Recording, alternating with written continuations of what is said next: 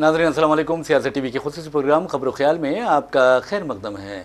मैं मोहम्मद रियाज अहमद और मेरे साथी सैयद सज्जादुल हसनैन।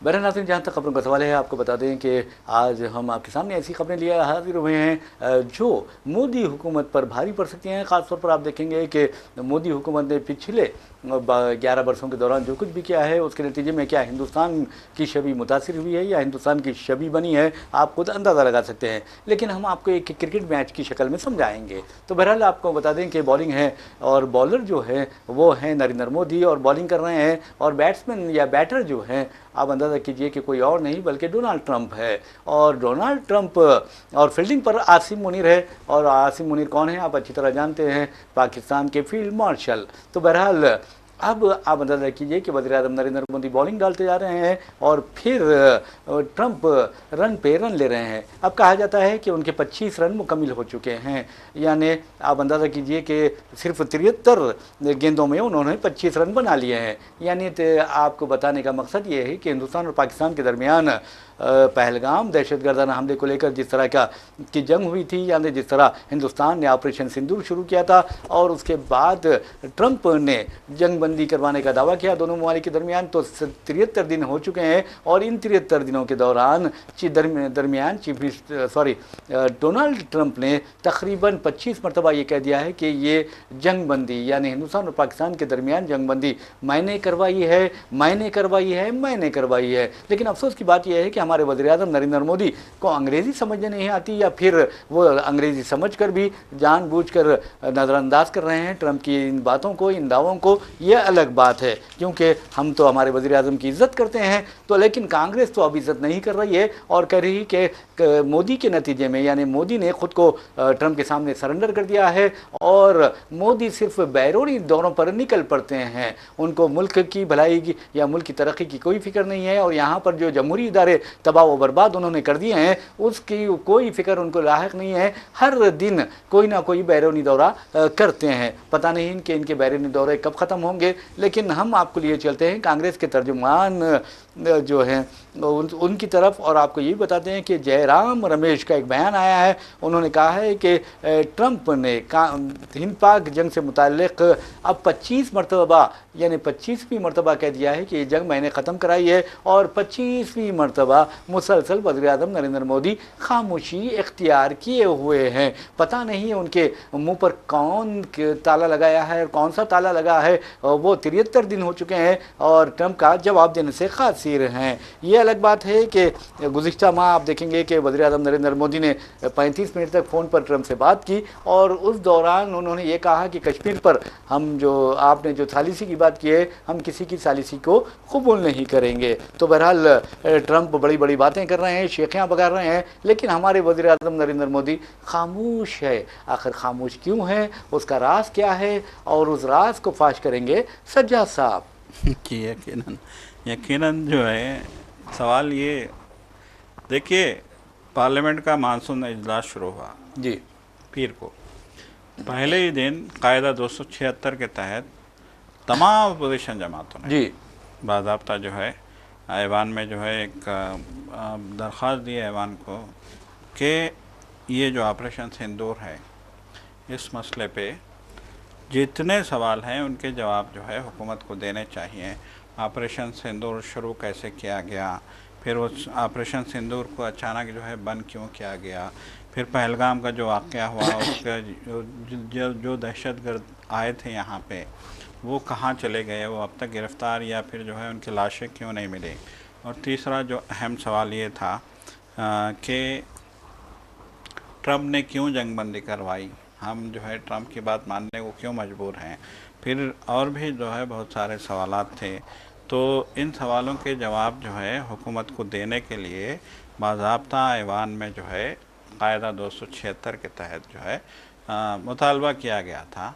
और जो राज्यसभा में अपोजिशन लीडर हैं मल्लिकार्जुन खड़गे और लोकसभा में अपोजिशन लीडर हैं राहुल गांधी, दोनों ने ये कहा था कि आवाम को, मुल्क को ये जानने का पूरा हक़ है कि ये जो ऑपरेशन सिंदूर हुआ कैसे हुआ, क्यों हुआ, क्या हुआ, कब हुआ, कैसे हुआ, ये सब कुछ जानने का जो है आवाम को हक़ है। और इसी हक़ का इस्तेमाल करते हुए हम हुकूमत से जानना चाहते हैं अपोजिशन ने ये भी कहा कि जिस दिन पहलगाम में अटैक हुआ था, मासूम लोगों की जान गई थी, सयाहों की जान गई थी, तो उस वक्त से ही उस दिन मोदी थे सऊदी अरब में। फिर उसके बाद वो आए, अपना दौरा मुख्तसर करके फौरी जो है इंडिया पहुँचे। एयरपोर्ट पे ही उन्होंने जो है अपने आला लीडरों के साथ मीटिंग की। फिर उसके बाद उन्होंने कौमी सलामती वज़ीर अजीत डोभाल के साथ मीटिंग की। फिर उसके बाद उनकी बहरिया के सरबराह, आर्मी के सरबराह और फिर जो है फ़ज़ाइया के सरबराहों से अलग अलग मीटिंगें हुई। फिर उसके बाद उन्होंने चीफ़ ऑफ डिफेंस स्टाफ से मीटिंग की। फिर उसके बाद उन्होंने होम मिनिस्टर, डिफेंस मिनिस्टर और तीनों फौजी सरबराहों के साथ एक अलग से मीटिंग की। तो अपोजिशन ने कहा कि इतना सारा कुछ चल रहा था और अपोजिशन को बिल्कुल भी जो है शामिल नहीं किया गया इस मामले में, जबकि अपोजिशन इस जमहूरियत का अहम जो है हिस्सा है, आवाम के चुने हुए नुमाइंदे हैं अपोजिशन के भी। और जो है ये एक संगीन मामला था, एक बहुत ख़तरनाक दहशतगर्दाना हमला था और आपने ये प्लान बनाया था कि हम इसका जवाब देंगे। आप कैसे देंगे? आर्मी से आप बात कर रहे हैं, चीफ़ ऑफ डिफेंस स्टाफ से आप बात कर रहे हैं, कौमी सलामती मुशीर से आपकी बात हो रही है, कौमी सलामती के आला अहदेदारों से आप बात हो रही है, होम मिनिस्ट्री के आला अहदेदारों से आपकी बात हो रही है, सभी से आप खामोश बंद कमरे में मीटिंगें कर रहे हैं। लेकिन ना तो आप अपोजिशन को आपने एतमाद में लिया, ना ही आवाम को ये बताया गया कि क्या होने वाला है। उसके बाद अचानक रात में ऑपरेशन सिंदूर होता है। यकीनन ये एक कामयाब ऑपरेशन था। फ़ौज ने जान पे खेल के जो है अपना एक ज़बरदस्त जो है पाकिस्तान को जो है मुँह तोड़ जवाब दिया था। एक खौफनाक हमले में पाकिस्तान के दहशतगर्दाना हमलों को, पाकिस्तान की सरजमीन पे मौजूद दहशतगर्दाना इलाकों को तहस नहस कर दिया गया। इतना सब कुछ हो गया। अब अपोजिशन का कहना था कि हम उसी दिन से कह रहे थे कि पार्लियामेंट का स्पेशल इजलास बुलाओ, तमाम अपोजिशन के साथ बैठो, अपोजिशन को एतमाद में लो और देखो कि क्या है। अपोजिशन ने जिस दिन ऑपरेशन सिंदूर हुआ और ऑपरेशन सिंदूर के बाद जिस दिन सुबह में जो है फ़ौज की 2 ख़वातीन ने बाज़ाब्ता प्रेस कॉन्फ्रेंस की, उसी वक्त पूरी अपोजिशन ने बैक आवाज़ कहा था कि इस सूरत हाल में, इस सिचुएशन में, इस जो कार्रवाई में हम पूरी तरीके से हुकूमत के साथ खड़े हैं। हम हुकूमत के कंधे से कंधा मिला के खड़े हैं। जब भी दुश्मन मुल्क का मामला आएगा, पूरा हिंदुस्तान एक है, पूरे हिंदुस्तानी एक हैं, पूरी जमातें एक हैं। तो ये साफ़ तौर पे ये कह दिया गया था कि हम इस मामले में हुकूमत के कंधे से कंधा लगा के खड़े हैं। जब पूरी तरीके से अपोजिशन आपके साथ था तो फिर आपको किस बात का डर था, किस बात का खौफ था? क्या आप छुपाना चाहते थे? क्यों आपने जो है अपोजिशन को एतमाद में नहीं लिया? क्यों अपोजिशन से आपने बात करना तक गवारा नहीं किया? क्यों आपने जो है स्पेशल इजलास नहीं बुलाया? तो उस वक्त से ही अपोजिशन का यह मुतालबा था कि इस मसले पे स्पेशल इजलास बुलाया जाए। पार्लियामेंट का नहीं बुलाया गया। फिर वक्त गुज़र जाता है, फिर आखिरकार जो है अपने स्केड्यूल के मुताबिक जो है बाज़ाब्ता मानसून सेशन का आगाज़ हो जाता है हस्ब रिवायत। फिर जब मानसून सेशन का इजलास हो रहा था तो उससे एक दिन पहले किरण रिजिजू जो पार्लिमानी उमूर के वज़ीर हैं, उन्होंने अपोजिशन की तमाम जमातों को जो है बुलाते हैं, मीटिंग करते हैं और कहते हैं कि कोऑपरेट करिए। जी जी। तो अपोजिशन का एक कहना है कि हमने आपसे कहा था स्पेशल इजलास बुलाओ, नहीं बुलाया। ठीक है, ट्रम्प ने अचानक जो है दिन के 3 बजे ऐलान कर दिया कि रात में मुज़ाकरात हुए थे और हिंद पाक जो है जंग बंदी के लिए आमदा हो गए हैं और 5 बजे से कोई गोली नहीं चलेगी। फिर उसके बाद 5 बजे से शांति हो गई, शांत हो गया माहौल। तो अब अपोजिशन का कहना है कि ट्रम्प कहता है तो शांति हो जाती है और जो है हुकूमत ये बोलने को तैयार नहीं है कि क्यों जो है इतनी कामयाब जंग को अचानक बीच रास्ते में रोक दिया गया। तो ये सारे सवाल थे अपोजिशन के ऑपरेशन सिंदूर को लेके।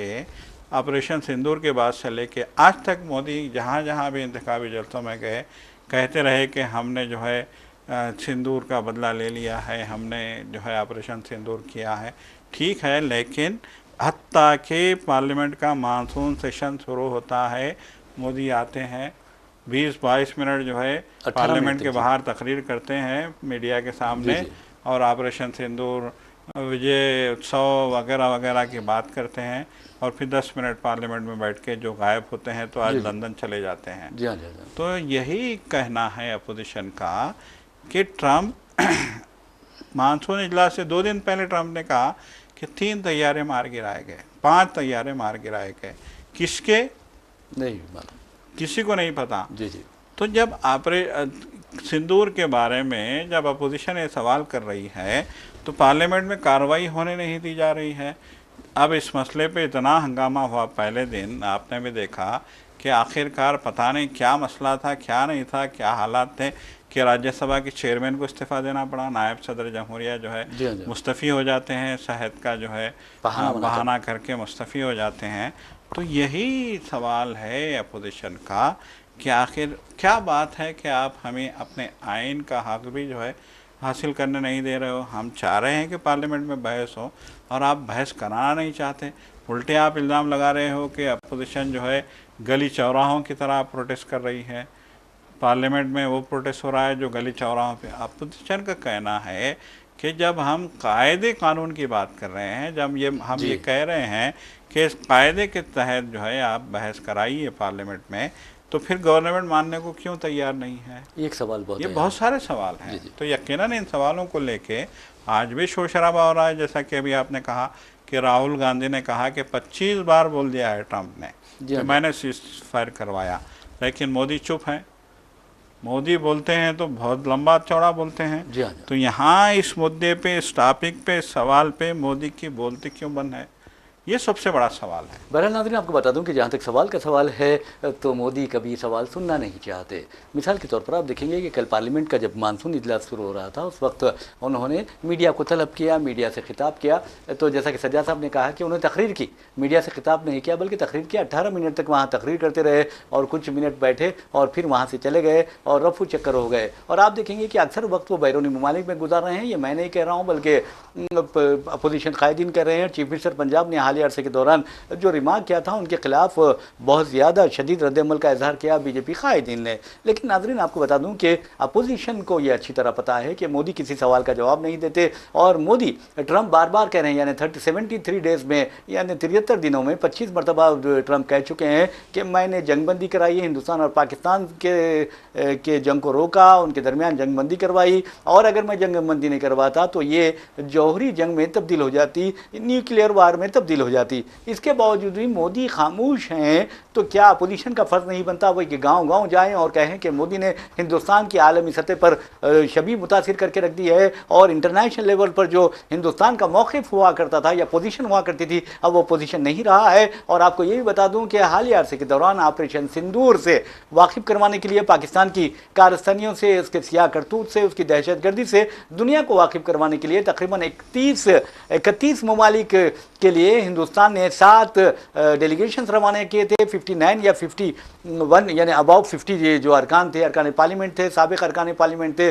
और मरकज़ी वज़रा भी उसमें शामिल थे। और आपको ये बता दूं कि मुख्तलिफ़ जमातों से इनका ताल्लुक़ था। लेकिन आपको बता दूं वो डेलीगेशन गया तो ये डेलीगेशन जो गए वो बिल्कुल नाकाम रहे, क्योंकि किसी भी मुल्क ने पाकिस्तान की मजम्मत नहीं की और किसी भी मुल्क ने ये नहीं कहा कि पाकिस्तान ने दहशतगर्दी किया है, किसी भी मुल्क ने ये नहीं कहा कि पहलगाम दहशतगर्दाना हमलों में पाकिस्तान का हाथ है, उससे हम ताल्लुकात मुनक़ते कर लेंगे। तो आप ये कांग्रेस इस चीज़ को या अपोजिशन जो जमाते हैं इस चीज़ को आवाम तक लाएं। और एक अहम बात आपको बता दूं कि हिंदुस्तान के जो ताजरीन की तंजीमें हैं, तकरीबन 110 से ज़ायद ताजरीन की तंजीमों ने पाकिस्तान की तायद व हिमायत के लिए तुर्किया पर और उज़्बेकिस्तान पर पाबंदी ताजिकिस्तान वगैरह पर पाबंदियाँ लगाने का मुतालबा कर दिया था और कहा था कि ये दुश्मन है हमारे। और अंदाज़ा कीजिए पाकिस्तान की असल मदद कौन कर रहा था? पाकिस्तान की असल मदद जो है चीन कर रहा था।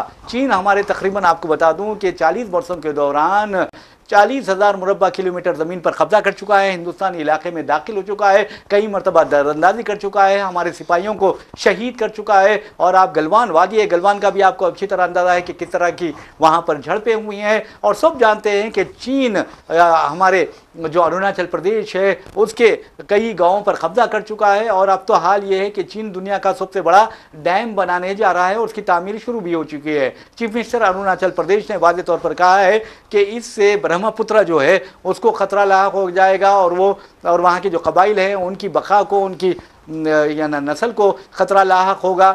ये उन्होंने बात कही है। और आपको और एक बात बताता हूँ, चीन ने पाकिस्तान की भरपूर मदद की और उसके बावजूद चीन से हम ताल्लुकात मुनक़ता नहीं करते। और हिंदुस्तान के जो तिजारती तंजीमें हैं उनको भी शर्म आनी चाहिए कि चीन हमको तबाह व बर्बाद कर रहा है और उसके साथ हम ताल्लुकात पे ताल्लुकात कायम किए जा रहे हैं। उसके खिलाफ ये नहीं कहते कि हम उसके साथ ताल्लुकात मुनक़ता कर देंगे, उसके साथ साथ ताल्लुकात ख़त्म कर दिए जाएँ। बल्कि आपको बता दूँ, अब चीन जो सबसे बड़ा डैम बना रहा है उससे अरुणाचल प्रदेश का नुकसान होने वाला है। ब्रह्मपुत्र के बारे में कहा जा रहा है कि वो सूख जाएगी। और इसी तरह आपको बता दूं कि अब यह हाल हो गया है कि हमको तबाह करने में चीन का अहम हाथ है, हिंदुस्तान को तबाह करने में और पाकिस्तान को आगे लाने में, पाकिस्तान को आगे बढ़ाने में, उसकी हौसला अफजाई करने में। उसके बावजूद हमारी हुकूमत यानी नरेंद्र मोदी हुकूमत तकरीबन 5 साल के गैप के बाद चीनी सयाहों को कल से वीज़े जारी कर रही है।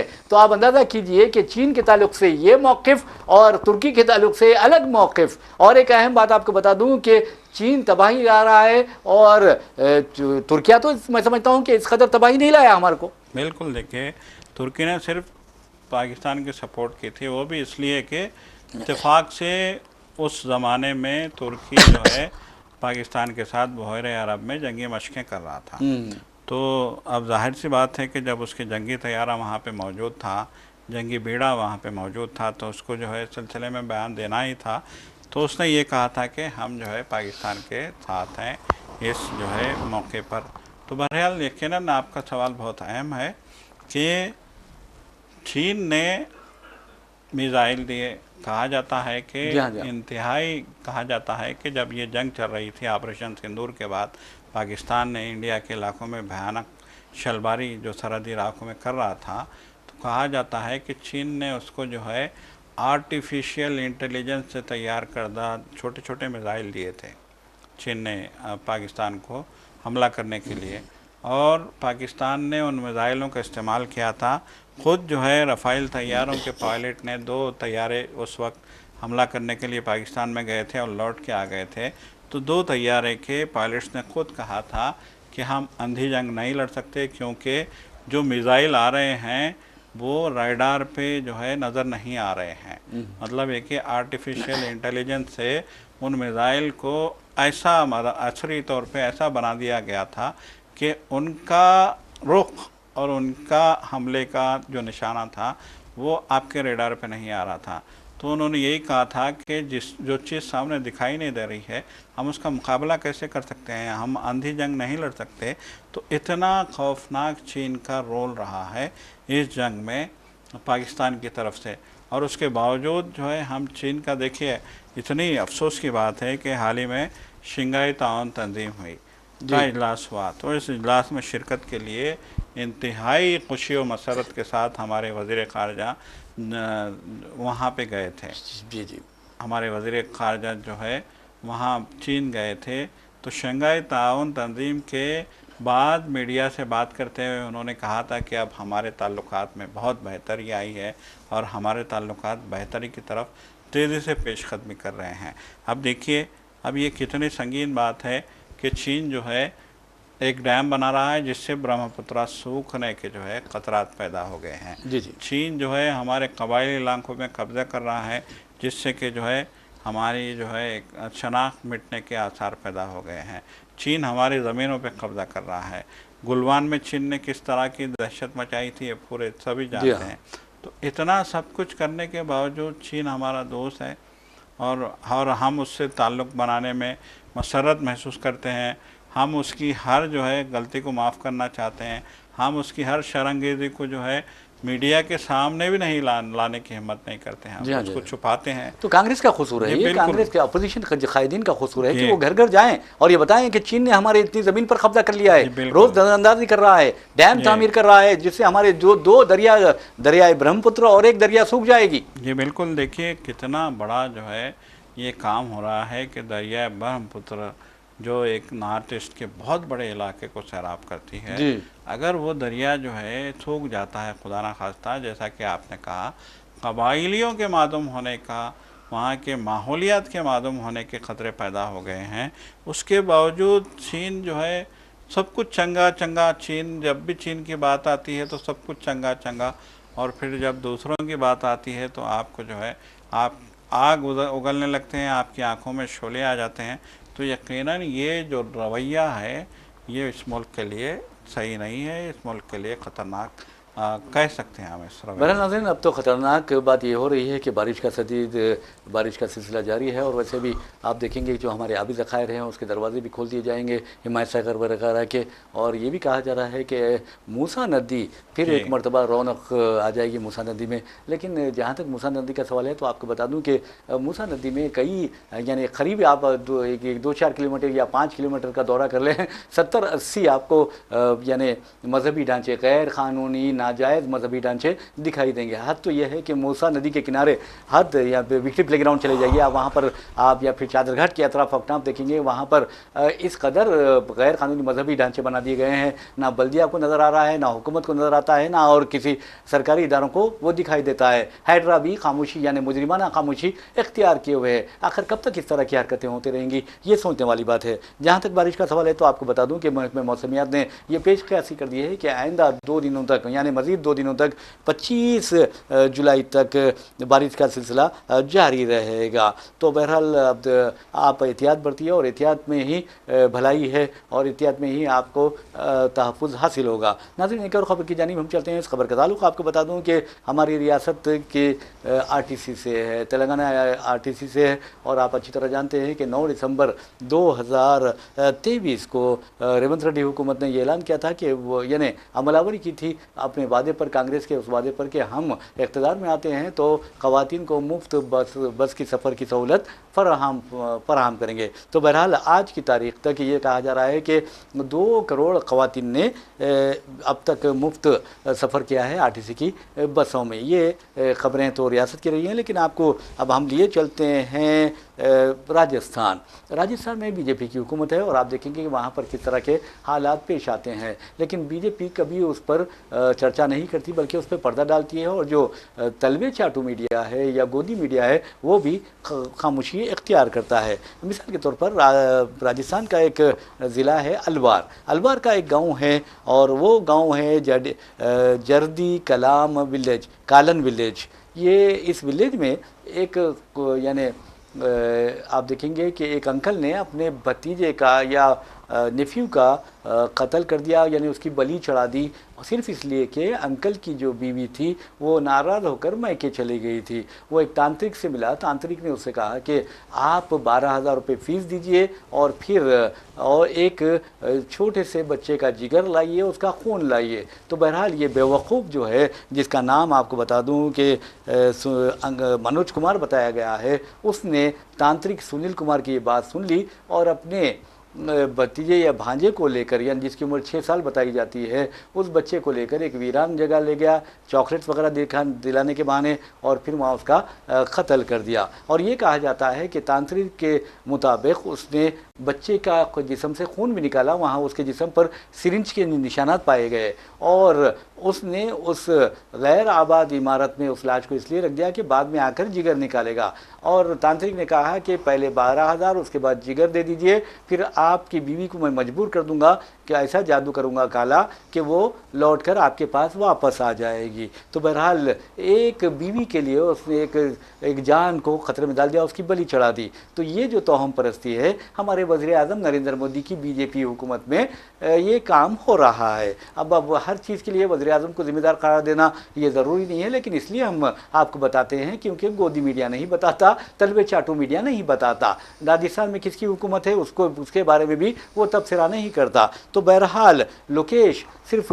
6 साल का बच्चा है और उसकी जान तो चली गई है। उसकी माँ का, उसके बाप का क्या हाल होगा। और ये या इसे कमीना कहें या कुत्ता कहें, इसने जिस अंदाज में एक मासूम जान का खात्मा कर दिया सिर्फ अपनी बीवी को दोबारा मायके लाने के लिए, और वो भी तौहम परस्ती का शिकार होकर कि किसी के जिगर से अगर बीवी आई तो मैं समझता हूँ कि कई जिगर के वाक़यात इस तरह पेश आ जाते। तो बहरहाल बीजेपी की हुकूमत में ये वाक़या पेश आया है। तो सज्जाद साहब, आप क्या कहते हैं, ये जिगर के टुकड़ों को ख़त्ल नहीं करते ये लोग? यकीनन दिल दहला देने वाला वाक़या है ये जी कि तांत्रिक की बातें सुन के जो है आज के दौर में भी अगर इस तरह की तौहम परस्ती हो रही है तो ये दर्दनाक मामला है कि 6 साल के मासूम बच्चे को जो है मार देना, फिर उसका जो है खून और उसका जिगर मतलब है कि निकालने की कोशिश करना, कितनी दर्दनाक जो है ये बात है।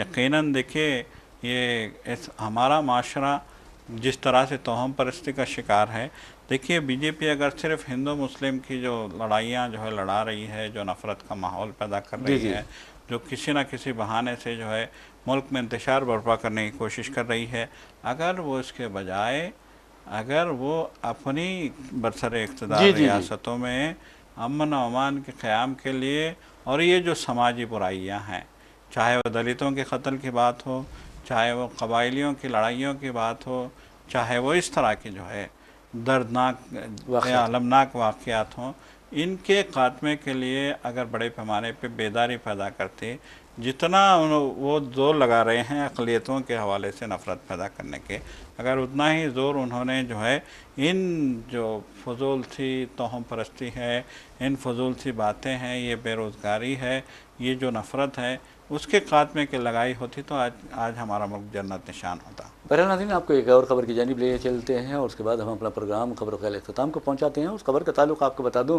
कि हम मज़लूमीन को नहीं भूलते, फ़लस्तीन के मज़लूमीन को नहीं भूलते, और इसराइल की दरिंदगी को और अमरीकी हिमायत को हम आपके सामने लाते रहते हैं और आप बेनकाब करते रहते हैं। अब आप देखिए कि यूनेस्को अक़वाम मुत्तहिदा का एक इदारा है और वो अगर फ़लस्तीन को तस्लीम करता है तो अमरीका परेशान क्यों हो जाता है। अक़वाम मुत्तहिदा में अगर क़रारदाद पेश की जाती है तो अमरीका को परेशानी का सामना क्यों करना पड़ता है, उसको वीटो क्यों करता है।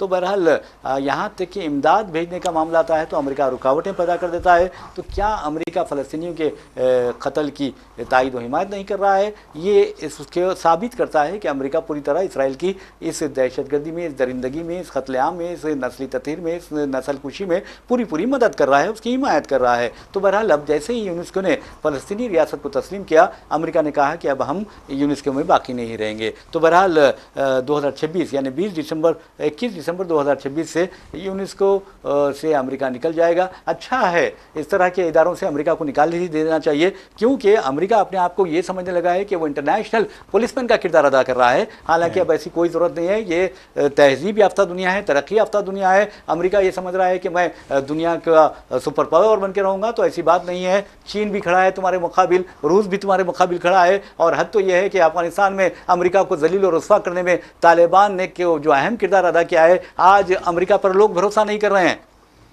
ये बिल्कुल यकीनन देखिए एक दर्दनाक खबर है, आपने जो सुनाई है गज़ा की, किस तरह की जो है सूरत हाल है। अक़वाम मुत्तहिदा ने भी एक रिपोर्ट जारी की है, जैसा कि आप जानते हैं कि कितनी दर्दनाक रिपोर्ट है, जिसमें ये कहा गया है कि इज़राइल जो है गज़ा में ख़वातीन और बच्चियों को निशाना बना रहा है ताकि फ़लस्तीन की नस्ल को यहीं ख़त्म कर दे। तो ये किस तरह की जो है सूरत हाल है। वहाँ खुराक नहीं है, वहाँ पानी नहीं है। आज की ताज़ा खबर यह है कि 15 जो है लोग भूख जो मतलब है कि जो स्टारवेशन का शिकार थे, जो फाका कशी का शिकार थे, इससे पहले इंतबाह दिया था हेल्थ अथॉरिटीज़ ने कि लोग भूखे हैं और धीरे धीरे मर रहे हैं। उनकी आज़ा जो है अंदर से ख़त्म हो रहे हैं, भूख की वजह से खोखले हो रहे हैं। कितने मतलब है कि महीनों से लोग भूखे हैं, उनको खुराक नहीं मिल रही है, उनके पास रोटी नहीं है, उनके पास खाने के लिए कुछ भी नहीं है, और वो मर रहे हैं। तो ये तो लोग भूख से मर रहे हैं, उनकी मतलब मुआशरा करके उनको पूरा रोटी, उनकी खाना, उनकी जो है पानी बंद कर दिया गया है।